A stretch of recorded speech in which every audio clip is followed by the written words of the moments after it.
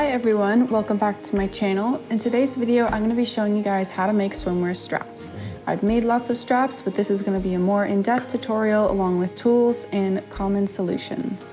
So there are several essential tools you're going to be needing for this tutorial. First, you're going to need your loop turner, which is used to turn straps inside out.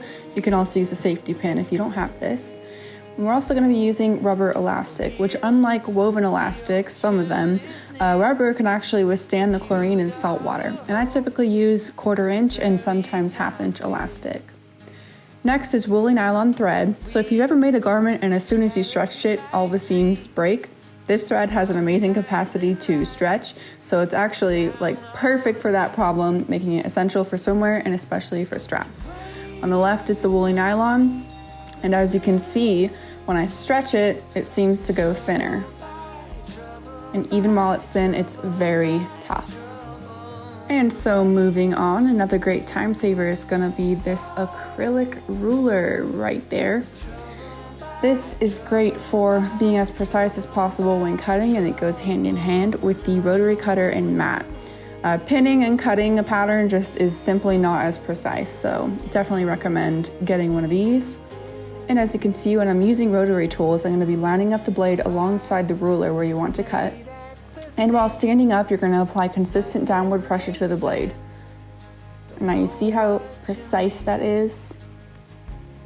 So the last tool you'll need is sewing scissors, which is an obvious one. This tutorial will just be using them for trimming, but every sewer needs a good pair of scissors. And all right, moving on. So in this tutorial, I'm going to be cutting 2 different widths of straps so I can use both elastics in both machines. For the 1/4 inch elastic, I'm going to cut a 1.25 inch wide piece of fabric, and I'll be using my serger.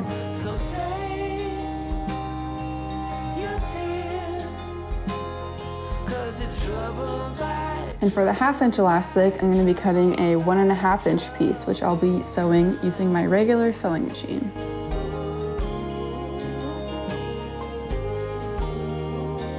And we're going to start with the serger way and then move on to the sewing way. And you'll notice that the steps themselves are actually exactly the same, just different machine. So the first step is going to be fold your strap piece in half, matching right sides together. Pin it if you need to, but I recommend getting away from pins just in case there's any tension issues on such a small piece.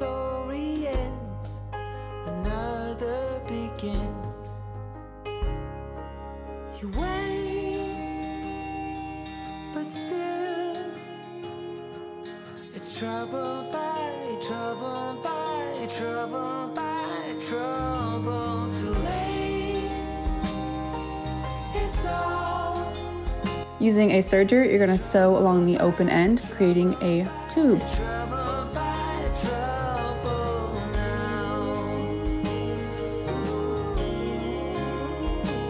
I'm using my Baby Lock Evolution machine, which I bought from a sewing machine shop out in California. If you ever see those like sewing and vacuum stores that look like they wouldn't know a dang thing about sewing, those are actually perfect for getting a lot of machines.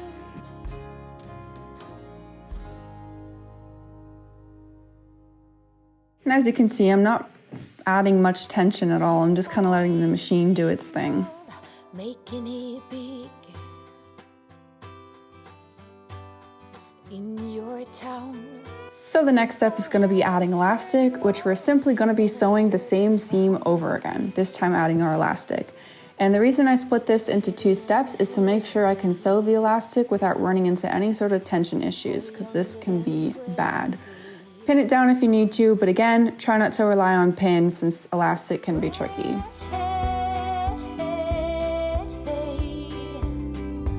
Put some color on those cheekbones. It's never. There's really no need to change any settings on your sewing machine unless you really think it's needed. For example, I use the same settings as I use for any other garments, maybe except denim and fleece. We'll teach you to blush and how to get your way. To prevent any weird bunching, I put my left hand around the back and very gently guide the strap through. It looks like I'm pulling harder than I actually am, but emphasis on very gently. And with my right hand, I let the elastic naturally run through my fingers, making sure not to push or pull in any sort of way. Just let it run through.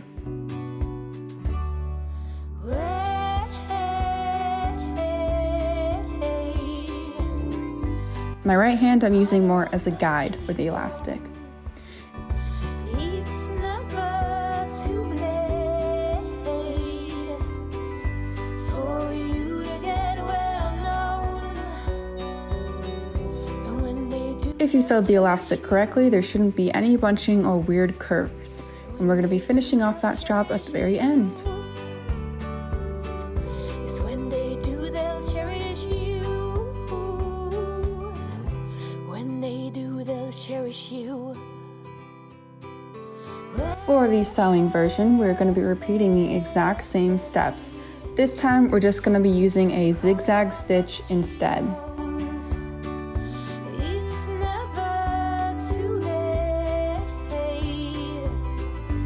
for you to get well known. For those of you questioning whether or not you should make the investment and get a serger, I will say right now, do it. If you think that you'll be sewing for more than a year, it will save you so much time and money. So definitely recommend it.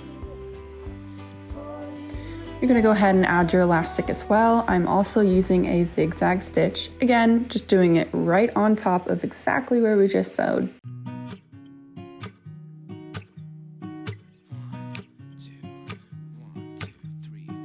I've been feeling so small. Watch the clock ticking off the wall. But tonight I'm letting it go.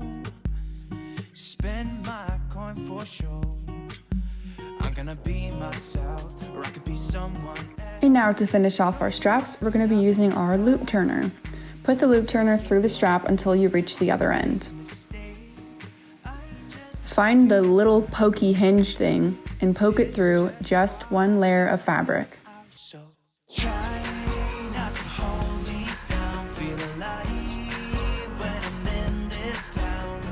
Look at this beautiful. When you poke it through, make sure to find an area where it's sturdy enough to be able to be pulled through.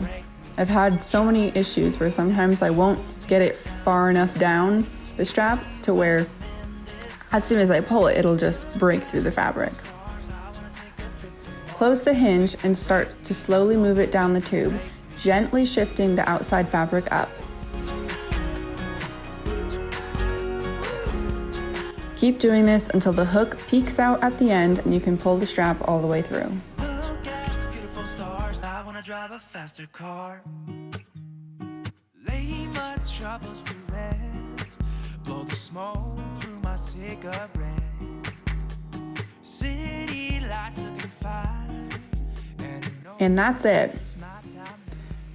You'll notice that the serger strap and sewing strap achieve the exact same look, but that the serger strap, which is a thinner one, actually has a better stretch. This is because an overlock stitch is more secure and can withstand more movement than a zigzag can. For that reason, I'd of course recommend a serger, but I will be making a video specifically on the topic of machines and which ones and all that stuff will be included later. And finally, I wanted to quickly show you what a poorly done strap looks like. In that first part right here, the strap was pulled through with too much tension. In this part where there's all that bunching, there was too much tension on the elastic while it was being sewed, meaning I was pulling too much on the elastic while it was feeding in. And that right there is a perfect strap. Thank you guys for watching, and I'll see you in the next video.